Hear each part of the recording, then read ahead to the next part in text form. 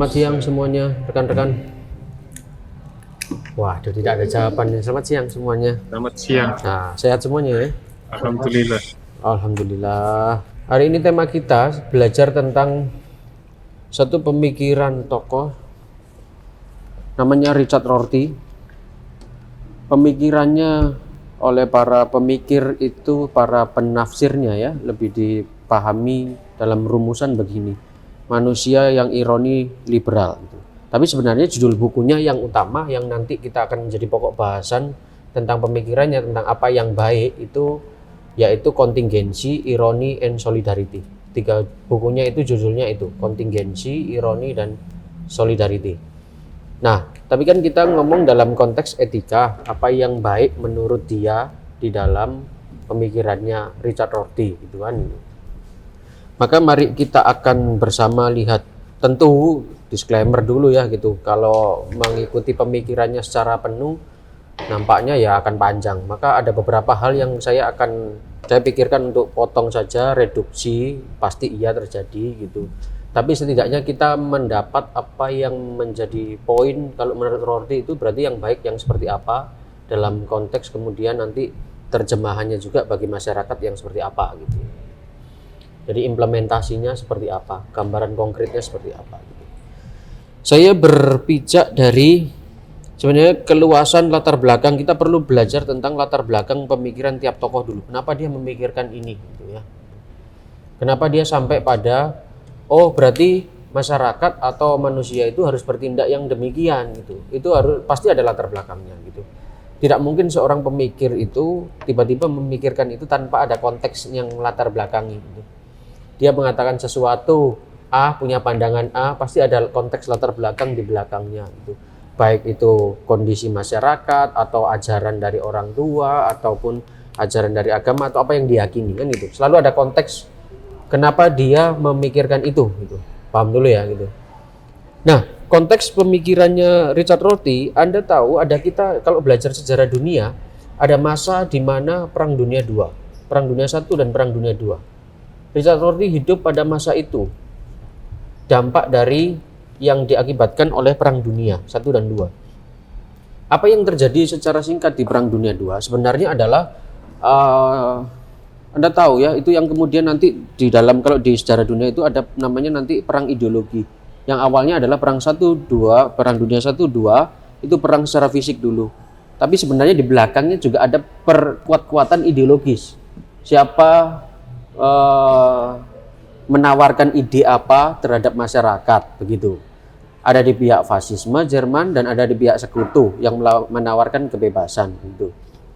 Nah, orang diajak atau negara itu kemudian waktu itu kelompok-kelompok mewakili bahwa ya kalau Anda ikut fasisme, ikut pada kelompok ini, bahwa lalu ikut yang kelompok sekutu pada ini. Intinya adalah ingin menawarkan cara hidup yang seperti apa yang baik untuk masyarakat kan gitu. Sampai kemudian setelah Perang Dunia selesai pun masih ada namanya perang ideologi, perang dingin gitu. Karena ternyata yang menang adalah sekutu, tapi sekutu ini kan ternyata yang ada 2 kepala yang besar, yaitu Amerika dengan Soviet. Ya betul, Rusia gitu. Nah ini kan tidak mungkin ada matahari kembar begitu. Maka kemudian keduanya juga punya ideologisnya masing-masing gitu. Punya tawaran bagaimana orang harus hidup masing-masing. Amerika dengan gaya kemudian menawarkan kebebasannya, lalu kalau Soviet menawarkan sisi komunalnya itu tadi gitu. Sisi bahwa enggak, penekanan kita yang kuat harusnya masyarakat dong gitu. Enggak, yang satu sisi enggak, kebebasan individu harus dihargai dong gitu. Oke, itu berdebat itu. Tapi pada intinya adalah bahwa yang menjadi utama Richard Rorty memikirkan nanti di konteks manusia ironinya adalah bahwa ada paksaan untuk hidup dengan ideologisnya masing-masing. Seolah-olah ideologi itu menawarkan bagaimana orang harus hidup dan kemudian kamu tinggal ngikuti aja. Materialisme menawarkan bahwa yang penting adalah materi. Maka cara hidupnya bertindak berdasarkan apa yang menjadi materi itu. Tahu pola pemikiran yang deduktif? Yang dari yang umum ke yang khusus gitu ya gitu. Artinya rumusnya seperti ini cara hidupnya, maka bagaimana saya harus cara hidup seperti itu, harus ngikuti aja rumusan dari rumusan ini, kan gitu. Paham dulu atau tidak ini? Paham ya? Bisa dipahami. Contoh lagi kemudian, agama juga nanti salah satunya.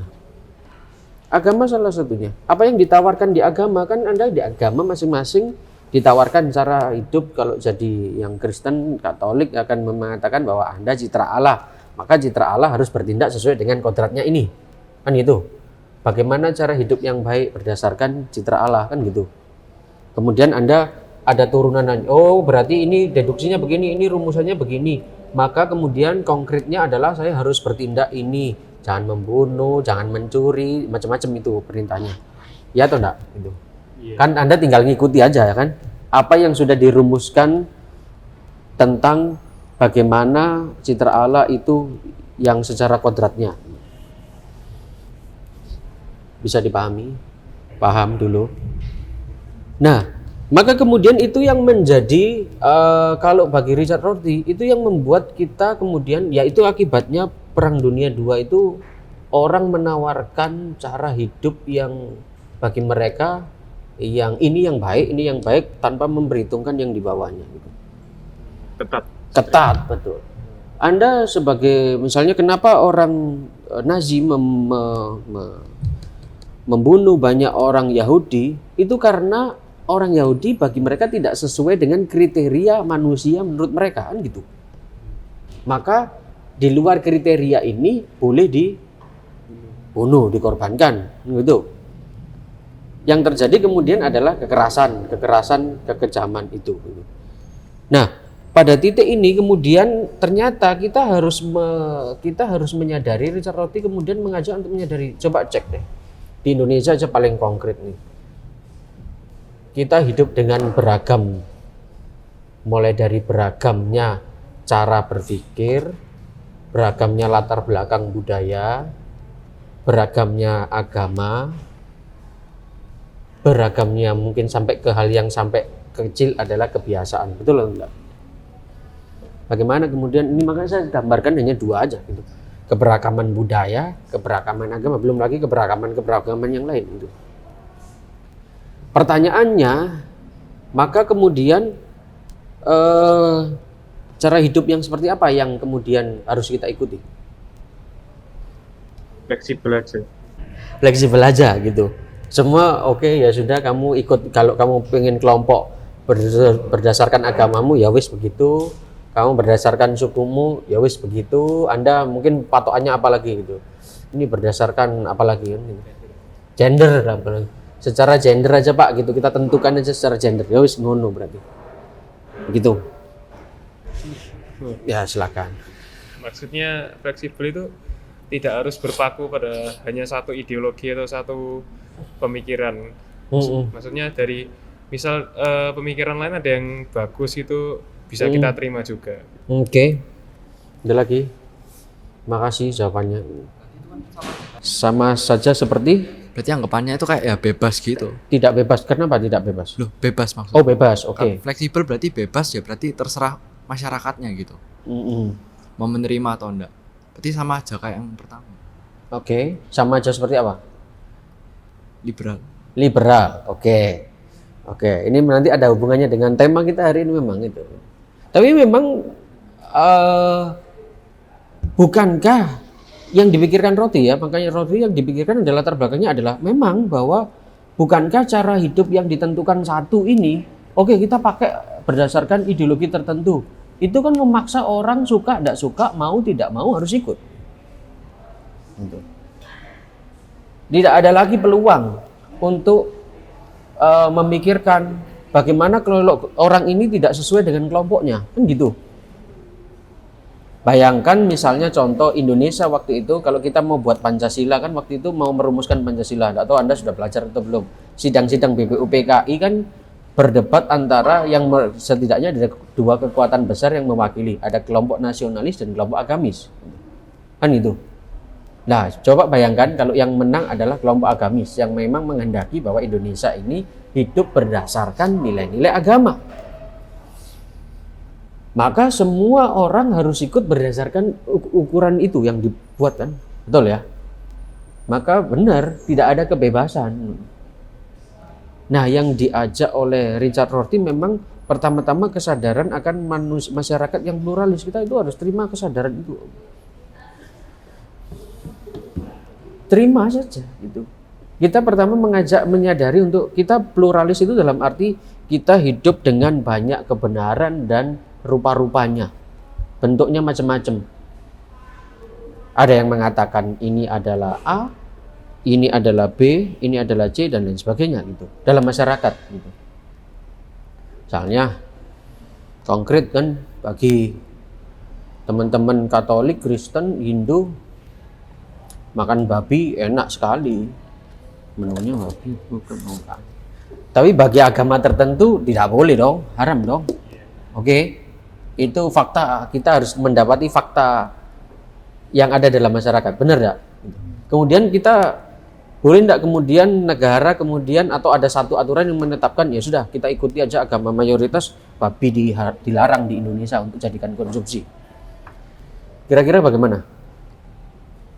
Minoritasnya tidak setuju. Pasti ada beberapa kelompok minoritas yang tidak setuju gitu. Yang satu bilang daging kita sembelih daging sapi aja. Yang satu agama bilang yang lain sapi itu hewan yang suci maka dikeramatkan tidak boleh dipotong untuk makanan lagi kan gitu. Kita ikut mana coba? Fakta bahwa kita tidak bisa menolak bahwa kita hidup dengan pluralitas. Itu yang dipikirkan Rorty. Anda mau dipaksakan cara hidupnya dia kepadamu? Gak mau kan? Gak mau juga, saya juga gak mau.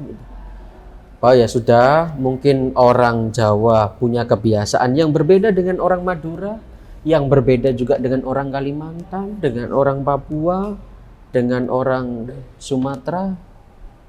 Kita terima itu dulu aja. Oke, itu masih budaya. Belum lagi nanti agama, yang agama tadi. Komunitas hidup dengan perbedaan-perbedaan pandangannya. Masing-masing, komunitas. Komunitas itu mulai dari yang terkecil, keluarga, sampai ke masyarakat. Punya pandangan sih yang macam-macam berbeda-beda. Betul? Betul ya? Religius yang berbeda. Ingin mengatakan apa? Sebenarnya ingin mengatakan bahwa pada tahap ini kita harus menerima seseorang lahir pada konteks ruang dan waktu tertentu. Maksudnya apa? Saya lahir gak tahu kenapa lahir di Surabaya dengan bapak A, ibu B. Di waktu itu, tanggal itu, jam itu, di ruang dan waktu itu di Surabaya. Ruang dan waktu dalam arti Surabaya, men gitu. Oke. Dan ternyata ada juga orang yang harus kita terima, harus menerima bahwa Anda lahir misalnya di ujung gunung, katakanlah begitu. Bukankah itu kemudian kalau kita memaksakan cara berpikir tertentu, cara hidup tertentu, itu malah kontraproduktif. Orang yang terbiasa di gunung, lahir di gunung, besar di sana, terbiasa dengan udara sejuk, ke Surabaya, pesisir, kegerahan dia. Itu mulai yang konkret gitu aja deh gitu. Tapi kalau kita, mungkin kita yang saya yang lahir di Surabaya, yang biasa pesisir, yang memang udaranya hangat-hangat, cenderung panas ini, naik ke Batu dikit aja sudah dingin ya gitu. Maka terus kemudian cemen, masa gitu aja kedinginan. Ya enggak bisa dong dipaksakan gitu kan. Gitu aja pakai jaket tebal. Sama orang Batu digitukan saya kan gitu. Ya enggak bisa dong gitu. Wong saya ya terbiasa tinggalnya di Surabaya harus pakai AC dulu baru bisa merasakan sejuk dingin gitu. Kan begitu. Betul atau tidak? Maka memaksakan pandangan dogmatis tertentu, waktu itu juga memaksakan, katakanlah kalau kritiknya terhadap apa yang dilakukan kelompok Hitler dan juga kelompok-kelompok yang berseberangan ideologis adalah kamu percuma, kamu memaksakan, sudahlah Amerika, Soviet, Anda memaksakan ideologis tertentu kepada satu negara, Anda kan menjelajah ke negara-negara untuk menguatkan ideologi. Sampai ke Vietnam, sampai ke Cina, untuk mengupayakan itu. Amerika merangi Vietnam sampean gitu. Kalah saktinya kan gitu. Sebenarnya tujuannya kan untuk memaksakan bahwa Vietnam, Anda itu hiduplah dengan cara ini loh, kita ini loh. Bisa dipahami ya? Bisa dipahami? Oke, itu konteksnya kemudian. Nah, baru kita masuk kemudian manusia ironisnya di mana?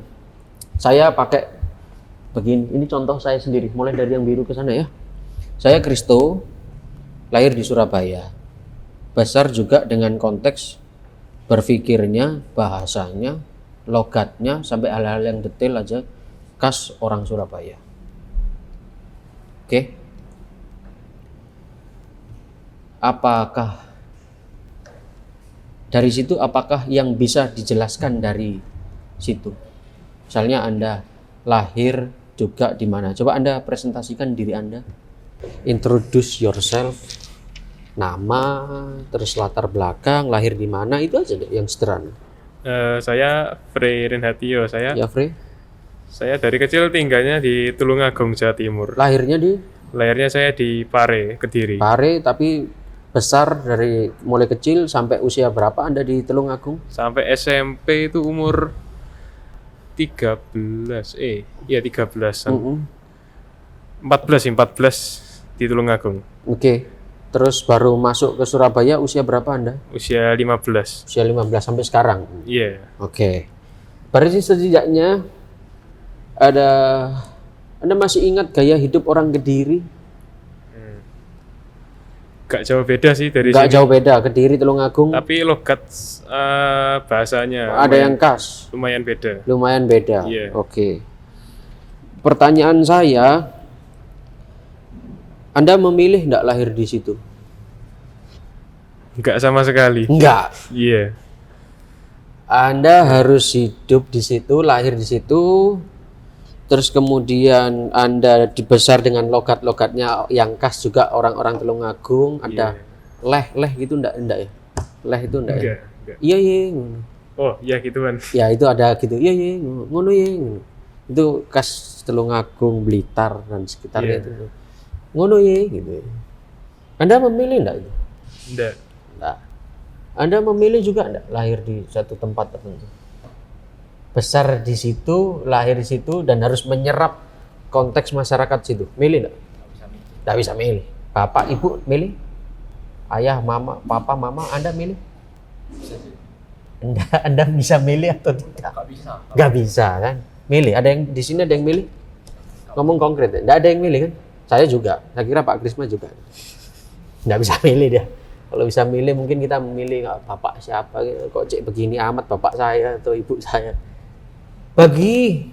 Ingat dalam konteks kemudian Rorty mungkin nanti akan berbeda dalam konteks agama. Ini adalah bahwa bagi Rorty itu kemudian adalah kebetulan. Bisa menjelaskan kenapa saya lahir? Ya mungkin waktu itu ibu saya harus sesar segera. Enggak Pak, kita bisa milih tanggal lahir. Tapi kan juga harus dihitung juga walaupun sesar kan gitu. Ya wis pas ibu saya gatuk-gatuk tanggal ini lahir pas mungkin yang sesar begitu kan gitu. Yang sekarang kan bisa memilih lahir tanggal berapa kan anak-anak sesar itu.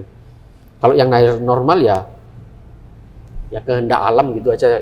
Ibunya tiba-tiba sudah kontraksi dan kemudian dia harus lahir gitu aja kan. Kebetulan dong. Atau ya bagi Rorty itu kebetulan. Maka kemudian kita harus menyadari atau kata Rorty begini, penerimaan akan kenyataan bahwa kepercayaan dan keinginan yang paling sentral pun tidak punya kepastian.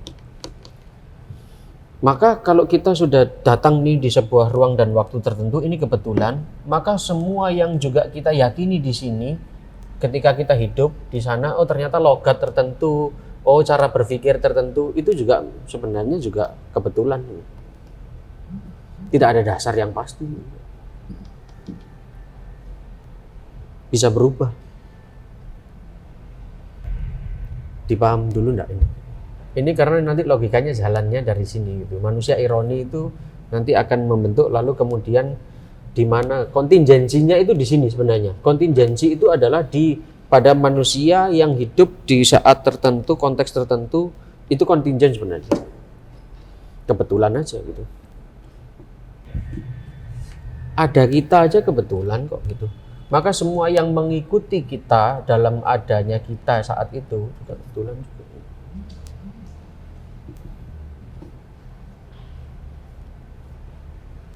Pengetahuanmu tentang manusia saat di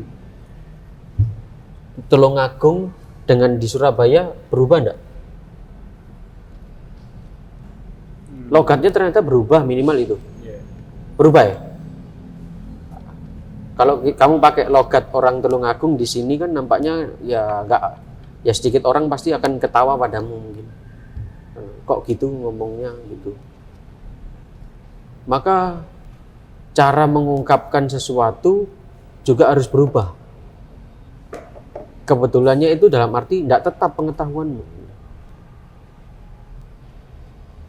Bisa dimengerti, saudara-saudara? Bisa dipahami? Atau ada pertanyaan dulu? Boleh pertanyaan dulu. Ya kebetulan aja di Tulungagung sini. Ketika Surabaya, ya ternyata tidak gini. Nanti ketika kamu ke Jogja, Anda begini juga gitu. Maka apa yang diyakini itu juga sesuatu yang kebetulan, yang tidak pasti gitu.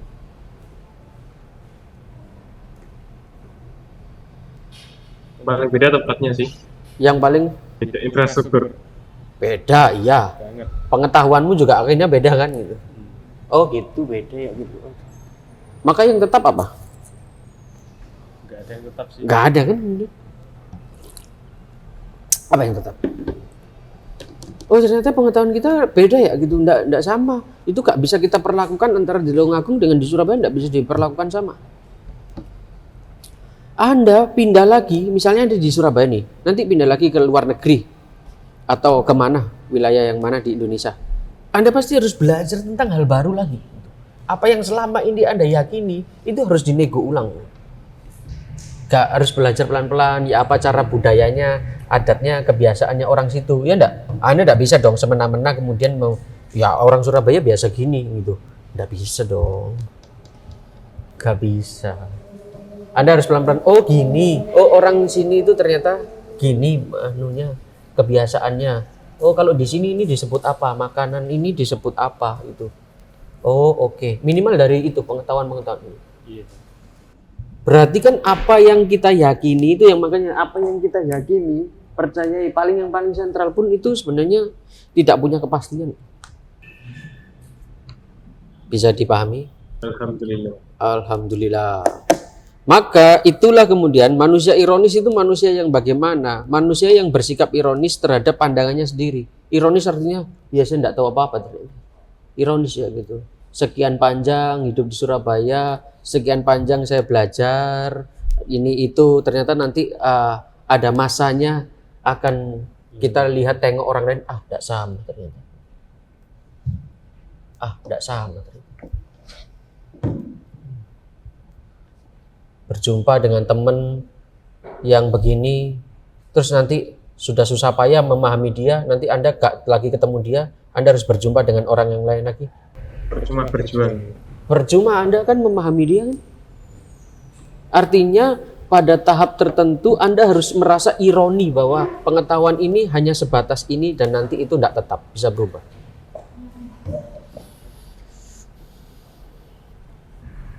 Maka manusia yang ironi itu sebenarnya yang ya itu punya posisi ironi terhadap dirinya. Kayak Socrates bilang, yang aku tahu aku tidak tahu apa-apa gitu. Ironi kan gitu. Yang saya tahu saya sebenarnya tidak tahu apa-apa gitu. Percuma belajar lama-lama panjang gitu. Ada satu masa ketika mungkin nanti melihat saya ternyata dulu waktu belajar apa yang saya pelajari waktu SD itu ternyata tidak ada gunanya juga gitu. Bisa jadi gitu. Bisa jadi kan mungkin begitu. Waktu dulu saya TK itu tepuk begini itu apa sih kira-kira itu. Gak guna sampai sekarang. Ada yang merasa nanti saya juga waktu sampai terus S2 juga nampaknya setelah S2 saya juga merasa tidak tahu apa-apa, percuma saja, kayak ironi aja gitu. Nanti toh pengetahuan berkembang juga kan itu. Pengetahuan juga berkembang. Pak Krisno sudah S2, Pak Krisma sudah S2 gitu. Tidak tahu apa, enggak, nanti pengetahuan berkembang saya enggak tahu apa-apa lagi gitu juga percuma gitu. Itu menempatkan diri manusia yang ironi terhadap pandangannya sendiri. Ironi ya gitu. Sudah S2 ternyata tapi merasa enggak tahu apa-apa. Ya percuma, pengetahuan berkembang. Oke. Dulu sempat krisis identitas gara-gara itu. Dulu sempat krisis. Anda yang Anda yakini saat ini tentang diri Anda harus bersikap menurut Rorty ironi aja, pasti akan berubah lagi. Frey yang saat ini itu ya paling sebatas ini. Nanti mungkin Frey 3 tahun, 4 tahun lagi adalah Frey yang beda. Anda akan ketawai diri Anda. Saya kok gitu amat ya dulu ya gitu. Misalnya gitu, ada yang punya, saya dulu ada satu masa di pendidikan sempat menulis buku jurnal mingguan. Ketika sudah sekian puluh tahun saya baca lagi, kok gitu ya saya dulu nulisnya gitu. Cupu amat gitu. Ya tapi memang itu jadi harusnya sikap ironi gitu, dengan pandangannya sendiri gitu. Apapun yang kita yakini, percayai dan pegang tergantung dan sangat dikondisikan oleh sesuatu yang sangat kebetulan. Kebetulan aja saya ketemu kamu. Kebetulan aja kita ikut ekstra ini. Kebetulan aja kamu hari ini hadir ikut bersama kita gitu ya. Itu sangat dipengaruhi oleh kebetulan. Maka yang kebetulan itu sifatnya kemudian ironi gitu. Apa sih yang tetap? Gak ada. Semuanya kebetulan kok. Kalau yang semua kebetulan maka semuanya bisa berubah dong.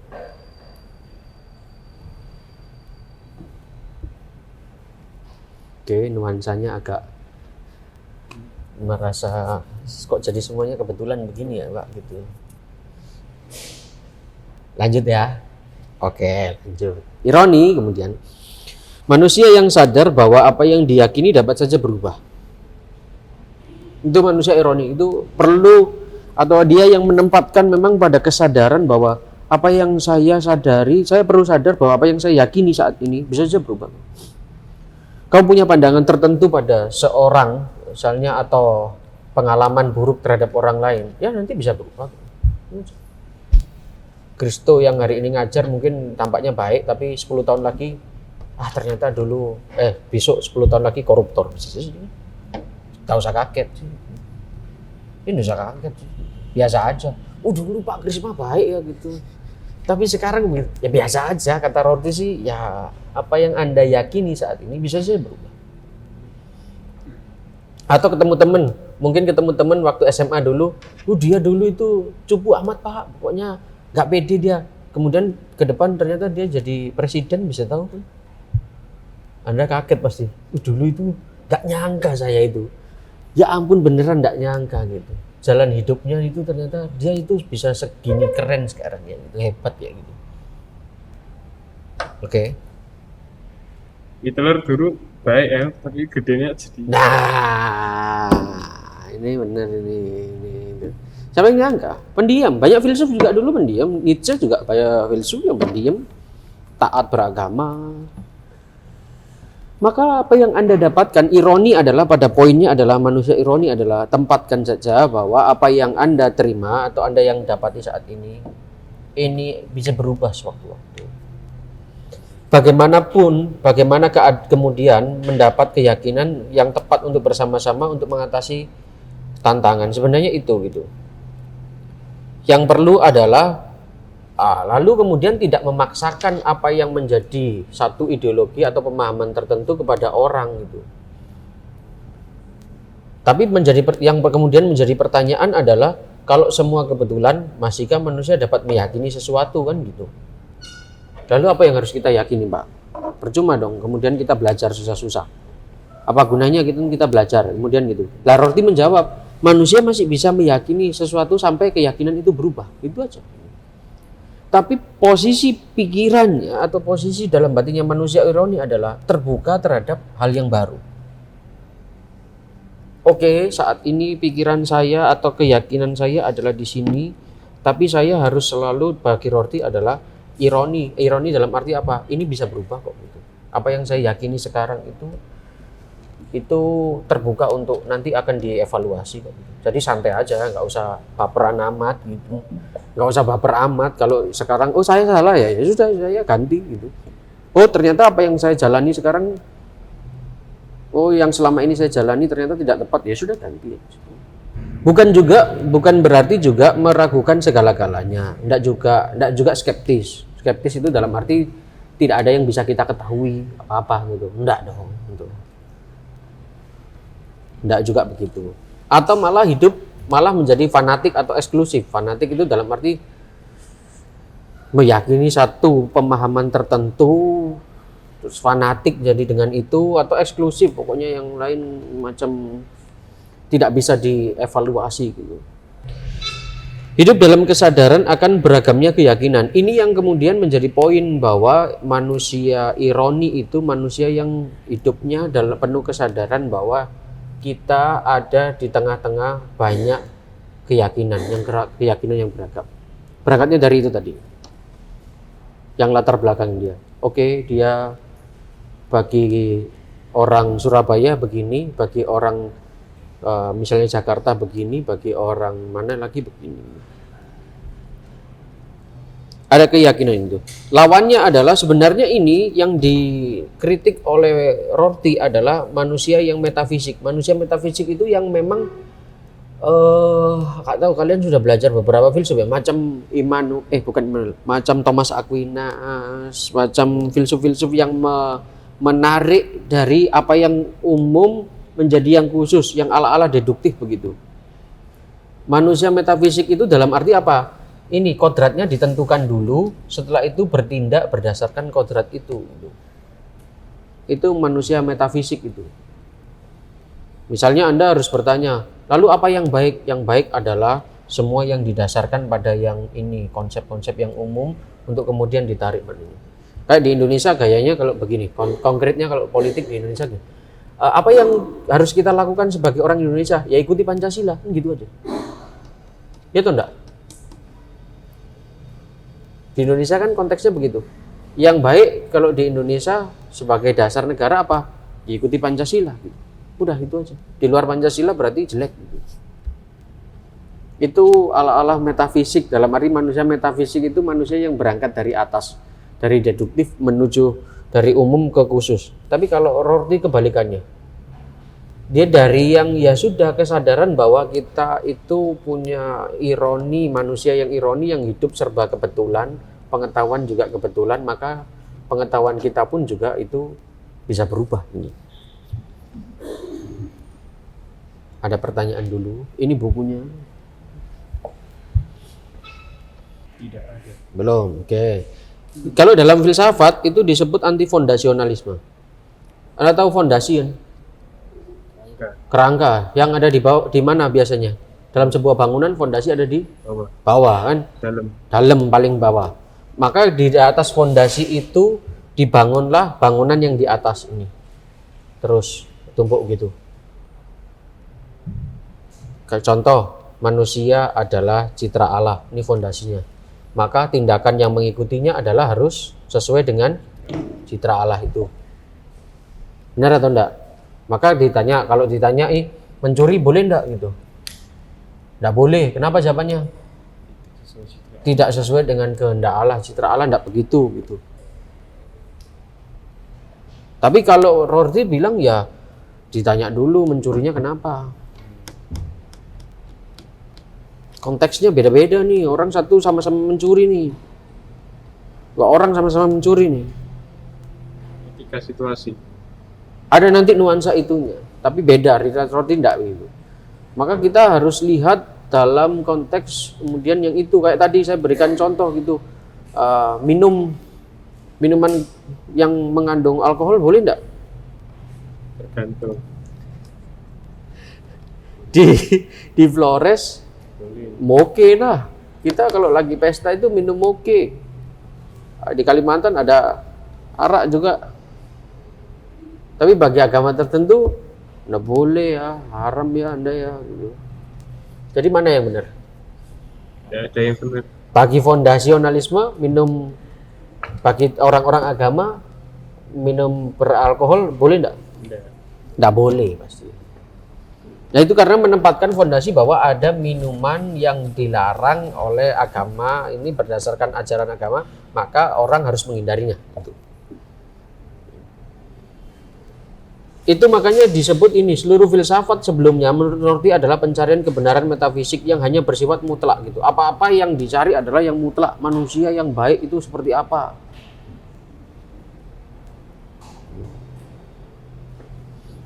Untuk menyangkal kodrat kontingensi manusia sebenarnya nggak ada yang mutlak bagi Rorty itu. Berlawanan dengan itu, Rorty mengajukan argumen bahwa justru manusia harus meningkatkan kepekaan terhadap kontingensi dirinya gitu, sehingga ia terhindar dari dehumanisasi dan pembekuan atau stagnasi budaya gitu. Kalau kita pakai yang gaya fondasionalisme, maka kemudian kita tidak memberi ruang pada hal-hal yang di luar fondasi ini, betul? Di luar fondasi ini tidak dimungkinkan gitu. Kalau dasarnya agama, tidak ada ruang misalnya boleh tidak berbohong. Kalau dasarnya agama nih, boleh tidak berbohong? Tidak boleh kan? Tidak ada ruang untuk itu gitu. Padahal nanti ada ruang bahwa berbohong misalnya supaya saya selamat gitu. Oke. Ada stagnasi, makanya ada stagnasi pembekuan, dia katakan stagnasi budaya. Ada beberapa kasus-kasus yang nampak kayak krusial gitu. Bagi beberapa agama tidak boleh kontrasepsi. Apa itu? Kontrasepsi itu alat untuk mencegah kehamilan. Tapi kemudian di beberapa tempat dianjurkan harus ada pakai kontrasepsi karena kalau enggak pencegahan HIV/AIDS tinggi.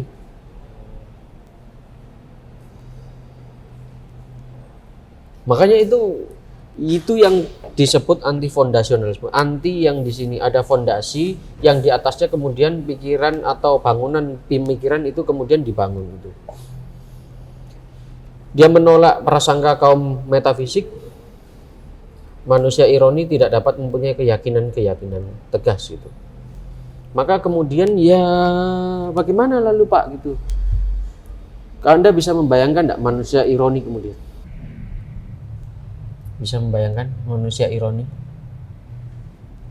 Yang tadi Anda di awal sebutkan. Kira-kira menggambarkan manusia ironi kayak apa sejauh ini? Coba saya ingin tahu gambaran manusia ironi. Tadi kan disebutin Bang, ironi itu kan yang sadar kalau dirinya itu semuanya kebetulan kan. Betul.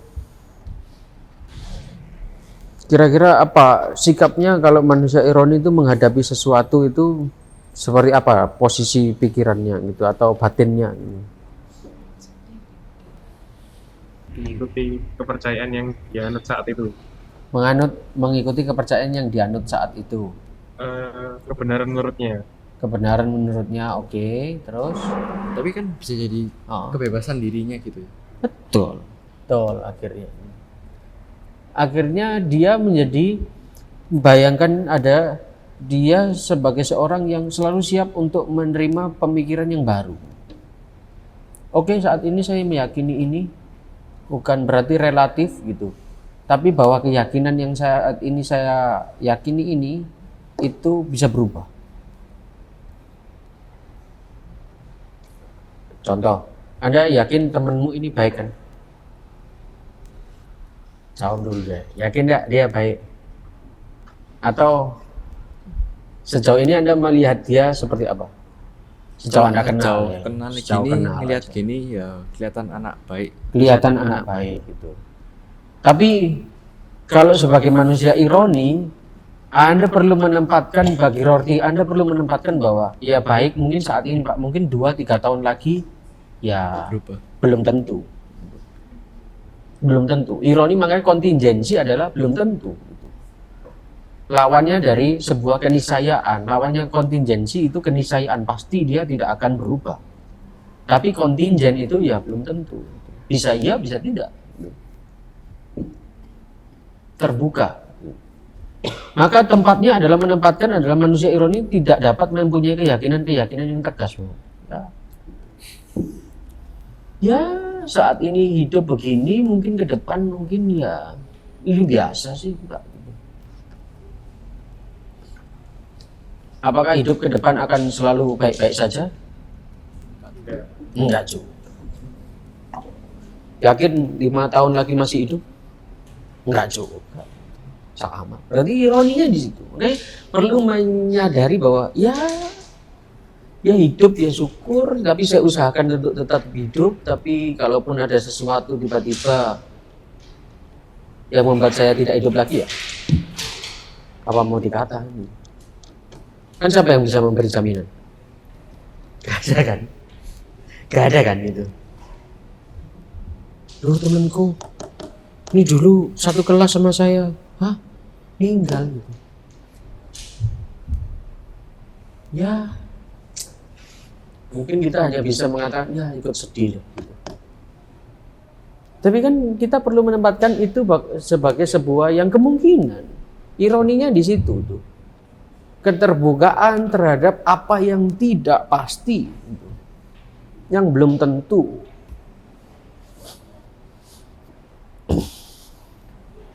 Ya mungkin di sini baik, tapi belum tentu di tempat lain baik. Ya mungkin bagi saya ini baik, tapi belum tentu bagi teman saya baik. Gitu. Maka kata Roti ya tahan-tahan untuk memaksakan apa yang menjadi pikiranmu juga ke orang lain. Gitu.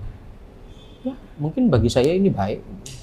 Bahkan orang tua yang kadang memikirkan, ini anak saya baik gitu, tapi belum tentu. Nah, liberalnya adalah di sini kebebasan itu sebagai nilai yang tertinggi. Manusia yang liberal itu memang menempatkan bahwa kebebasan sebagai nilai yang tertinggi memang. Kedua adalah keputusan kemudian diambil secara fair tanpa paksaan. Kalau ini urusannya nanti di dalam politik ya gitu.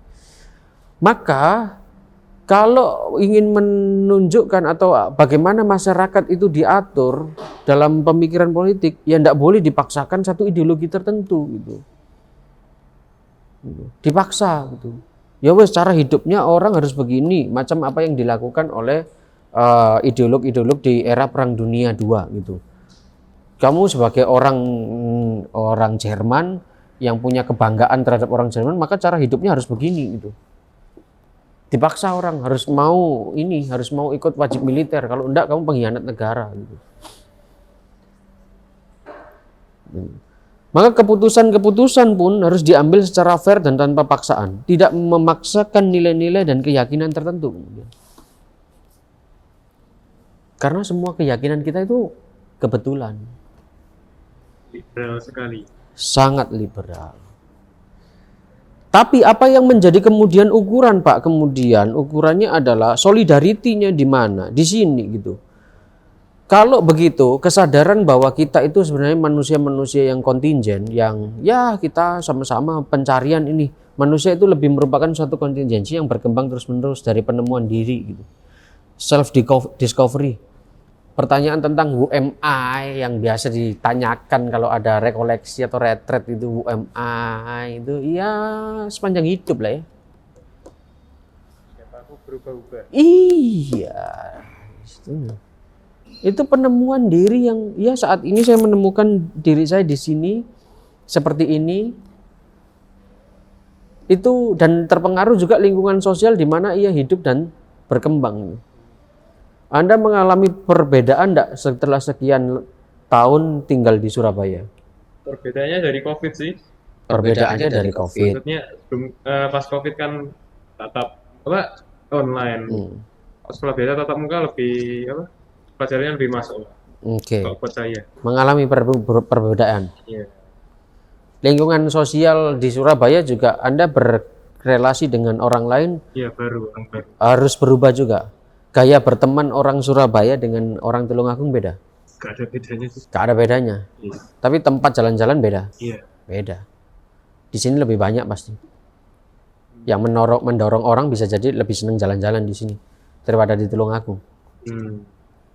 Dan mungkin tempat jalan-jalannya adalah kalau di sana banyak wisata alam, kalau di sini wisata mall. Iya tuh Nek. Iya. Itu mempengaruhi. Ya kan? Maka solidaritasnya lalu gimana? Kalau kita dalam konteks masyarakat, oke, kita sama-sama menyadari bahwa nilai-nilai kita itu di sini ini kita tidak akan memaksakan keyakinan tertentu, maka kemudian secara solidaritas lalu gimana Pak? Apakah sangat bebas, tidak ada ukurannya gitu? Jika kita sudah menyadari sisi kontingent dari manusia, maka kebenaran pun sebenarnya sesuatu yang ditemukan dalam realitas itu. Bukan sesuatu yang ditemukan dalam realitas, tapi ciptaan aja gitu. Artinya apa? Kesepakatan nantinya. Kita sepakat ya, kita tidak saling ini ya. Kita sepakat ya di kelas ini kita sama-sama kita sepakat bahwa kentut di sini adalah sesuatu yang dihindari lah gitu.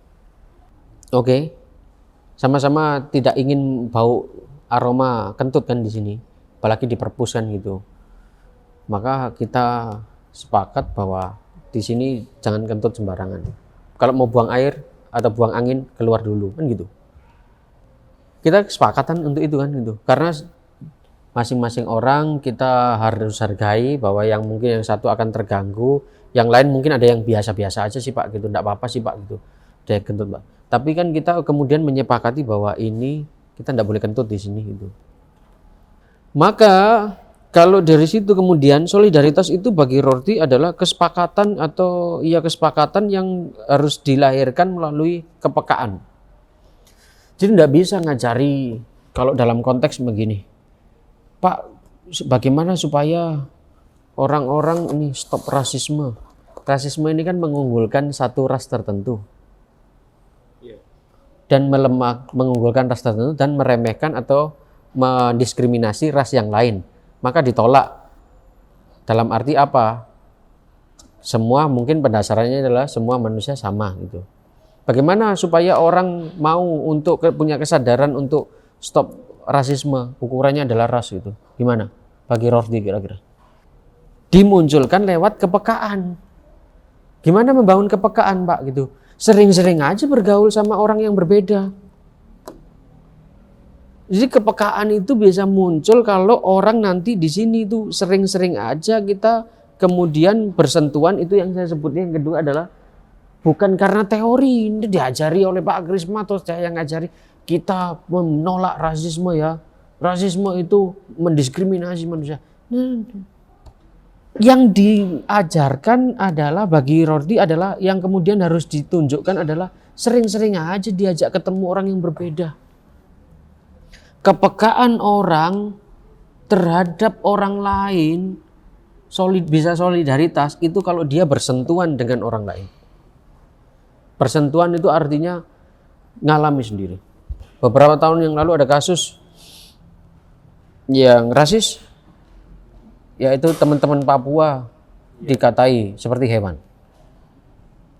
Pertanyaan saya yakin kalau Anda punya kepekaan terhadap orang yang teman-teman Papua, misalnya yang Anda tidak pernah, itu pasti karena Anda jarang atau tidak punya teman Papua. Malah gak ada. Kalau Anda punya, tapi Anda tega, itu Anda belum punya kepekaan berarti. Tapi kalau Anda punya teman, enggaklah janganlah gitu. Jadi solidaritas itu nanti akan muncul bagaimana kemudian supaya tidak tabrakan Pak, kemudian semua dengan kebebasannya. Yang ditumbuhkan adalah kesadaran akan solidaritas itu, dan solidaritas itu bisa munculnya adalah dari kepekaan. Bagaimana kepekaan bisa muncul? Sering-sering aja berjumpa langsung. Kalau misalnya terus itu berdasarkan ras, berdasarkan agama. Oh teman-teman yang Islam Pak, yang pakai jenggot-jenggot itu yang teroris Pak. Anda pernah punya teman Islam enggak? Itu aja dulu. Ada. Apakah benar kemudian yang seperti itu? Enggak kan itu. Karena Anda menjumpai sendiri langsung teman Anda yang beragama Islam gitu. Benar? Maka teori itu tidak diajarkan, sikap solidar itu bagi manusia tidak didorong oleh kesamaan kodrat atau menciptakan diri, enggak, tapi didorong bukan karena juga teori diajarkan. Paling efektif kata Rorty adalah sentuhan langsung. Makanya itu kontingensi, ironis, solidarity, itu kesatuannya begitu. Kalau menyadari diri kontingen, maka kebebasan yang diutamakan, tapi tidak kebebasan yang sembarangan, tapi kebebasan yang tidak berbuat kejam. Bagaimana itu? Solider, membangun sikap solider. Supaya bisa belajar solider gimana? Ya harus mengalami. Seperti ada yang anak tunggal di sini. Dia itu mungkin saya bisa salah ya gitu. Orang tuanya pasti memikirkan bagaimana caranya mengajarkan anak saya ini yang tunggal ini bisa berbagi. Dibandingkan dengan Anda mungkin yang punya saudara banyak. Lebih mudah orang tua tidak akan, bukan berarti Anda tidak bisa ya, tapi lebih mudah mengajarkan anak yang misalnya saya sekeluarga 3. Makan itu beli apa-apa harus dibagi oleh orang tua gitu. Orang tua saya tidak perlu ceramah panjang-panjang, Anda harus bersama orang lain berbagi ya gitu. Ya gitu. Karena kita sudah biasa berbagi, dalam arti ya saya harus merelakan untuk dapat bagian sekian supaya saudara saya, kakak saya dan adik saya juga bisa kebagian. Lebih mudah. Daripada ekstra kalau tidak pernah menjumpai, mengalami sendiri. Gitu. Lebih mudah mengajari tentang bagaimana mencintai keberagaman kalau pernah mengalami perjumpaan, pengalaman langsung perjumpaan di tengah orang-orang yang berbeda. Lebih mudah. Karena dengan begitu kita tidak akan mudah untuk memaksakan kehendak kita ke orang lain. Oh ngono toh. Orang yang suka bagi roti membayangkan kenapa ada orang yang suka memaksakan pemikirannya, itu solidaritasnya kurang. Kenapa kurang? Karena kurang pernah berjumpa dengan yang berbeda. Coba deh gitu. Makanya kan kadang ada program-program misalnya, saya tidak tahu apakah itu terinspirasi dari roti ya gitu. Kadang membayangkan ya harus ada live in, program live in gitu. Karena bisa menangkap sendiri pengalaman tentang dari bawah itu gimana gitu. Oh gitu ya gitu. Kalau Anda jarang bergaul atau temannya sedikit, bergaulnya hanya itu-itu aja, ya paling pemikiran Anda hanya sebatas itu-itu saja gitu. Ada banyak poin yang Anda sebutkan tadi. Saya akan mencoba menggariskan kemudian beberapa hal. Ya, di dalam roti kita belajar memang seorang relativis. Anda tadi sebut sangat situasi ya Pak. Tapi seorang relativis yang tanpa menghilangkan kemungkinan untuk melakukan evaluasi kritis terhadap pandangan-pandangan yang berasal dari latar belakang yang berbeda. Relativisnya di situ. Dia relatif dalam arti saya terbuka untuk kemungkinan pandangan yang berbeda. Artinya pandangan saya ini terbuka untuk dikritisi gitu. Bisa dipahami? Tapi juga dari roti kita bisa menjumpai ada 2 poin. Yang kedua adalah dia seorang etnosentris. Etnosentris itu artinya apa? Yang memiliki toleransi dan berupaya untuk menjauh dari sikap dogmatis. Dalam arti apa? Ya tergantung ruang dan waktu tertentu loh gitu. Saya di sini ngomong begini ya khas orang Surabaya gitu. Cara berpikir saya khas orang Surabaya gitu. Maka harus dipikirkan itu menjadi apa yang dia hidupi, apa yang seorang hidupi, selalu berpijak dari latar belakang tertentu gitu. Tidak kemudian oh ya saya manusia universal gitu. Enggak, saya tetap manusia Surabaya. Yang mungkin berpikir, bertindak saya, berbicara saya itu khas orang Surabaya. Nanti Anda akan menjumpai oh khas orang Papua ya gini ya. Itu. Ya Anda harus terima itu. Kak iso, Anda harus memaksakan, kemudian Anda memaksakan kepada orang-orang Papua misalnya gini, kamu yang beradab sedikit po, oh, cara berbicaranya, Anda jangan begitu. Oke. Yang ketiga, dia seorang liberal yang mendasarkan dirinya sepenuhnya pada demokrasi, bukan pada filsafat tentang hakikat manusia. Yang terbuka. Memang sangat liberal. Sangat bebas ya Pak gitu. Ya liberal. Bukan pada filsafat-filsafat yang kaku tentang hakikat manusia itu adalah citra Allah, transenden dan lain sebagainya. Nah, ini khas filsafat filsuf-filsuf kontemporer itu begitu. Lalu yang keempat, Rorty adalah seorang pragmatis. Iya. Sudah belajar pragmatisme? Sudah Iya. Sama Pak Dato, pasti menarik juga. Maka Anda akan menjumpai tadi sepanjang pembelajaran tadi itu, oh ya, ada sisi pragmatisnya di sini. Coba aja cek itu. Yang bagaimana, yang cukup puas dengan kontingensi yang sebagai bagian dari realitas kehidupan manusia daripada sibuk merumuskan teori tentangnya. Jadi yang penting pragmatis aja deh, kebutuhannya apa gitu. Rorty dari Amerika. Rorty betul, apalagi Rorty dari Amerika, betul. Alirannya adalah kuat dengan pragmatis. Pasti sudah belajar dengan Pak Datu itu oke. Oke ya gitu. Jadi tidak terlalu pusing dengan teori-teori, yang penting apa ini, apa kegunaannya apa deh gitu, pragmatis saja. Masalahnya apa, jawabannya apa gitu aja. Tidak usah sibuk dengan teori-teori yang agak besar gitu. Terakhir sebagai penutup, saya lalu apa hal yang kita bisa belajar ya dari Rorty itu, manusia ironi liberal itu? Mau mengajarkan ke kita untuk bersikap kontingen dengan kepercayaan-kepercayaan yang telah kita anut. Kontingen artinya ya slow aja deh gitu, slow aja deh, terbuka aja betul itu. Nggak usah ini akan benar sekarang dan selama-lamanya, slow aja. Artinya apa? Kita diharapkan untuk bersedia dalam ketidakpastian, keterbukaan dan toleransi dengan beragam nilai yang ada di luar diri kita. Itu hal positif yang di samping memang banyak kritik tentang Rorty. Iya gitu. Anda sudah pasti akan ada kritik tentang relativisme, etnosentrisme, liberalisme, pragmatisme, ada banyak kritik. Tapi hal yang positif yang menurut saya perlu saya katakan, apa sih hal yang bisa kita ambil dari manusia ironisnya Rorty itu? Sikap untuk selalu terbuka, bersedia dalam hidup dalam ketidakpastian, keterbukaan dan toleransi juga di saat yang sama. Oke, kita sama-sama tidak memahami apa yang ada, atau kita sama-sama manusia ironi bahwa pengetahuan kita itu sebenarnya terbatas saja. Tapi kita terbuka, toleran juga dengan beragam nilai yang ada di luar kita.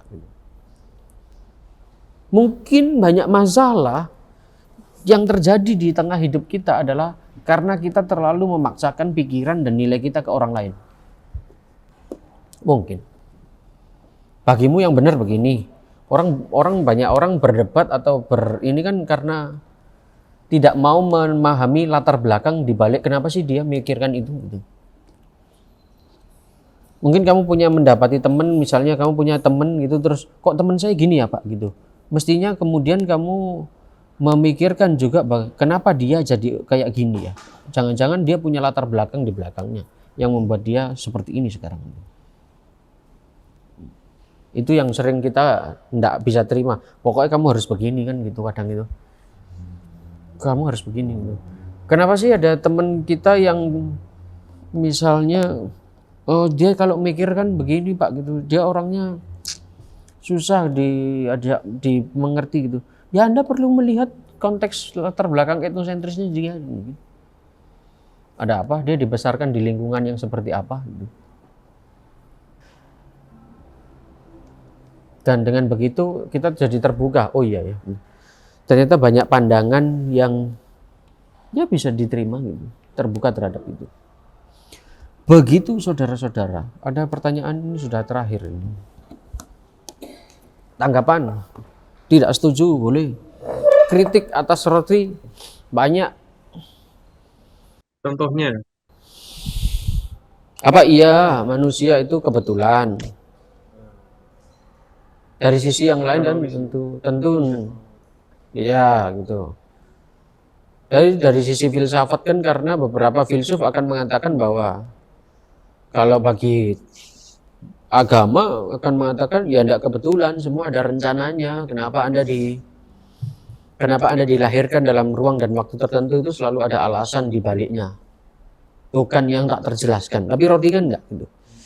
Ya kebetulan gitu. Apa ya kebetulan gitu. Itu salah satu contohnya. Tapi bahwa kan pendasaran dia dimulai dari situ kan gitu. Semuanya kebetulan, ironi, maka pengetahuan kita juga sebenarnya harus terbuka terhadap ini. Apakah semuanya selalu berubah? Enggak juga, ada yang tetap, ada yang berubah kok gitu. Kalau bagi Rorty kan semuanya berubah. Ya, pengetahuanmu sekarang akan berubah nantinya gitu. Begitu, itu salah satu contohnya. Poin yang positif yang menurut saya baik untuk ditawarkan oleh Rorty itu ya ini. Bersedia untuk memang tidak terlalu kekeh dogmatis terhadap pemikiran kita ini. Tapi melihat semuanya dalam kerangka dalam kerangka terbuka untuk baik itu dikritik, terbuka untuk pengetahuan yang baru dan lain sebagainya. Itu posisi menurut saya ya posisi yang bijaksana sih gitu.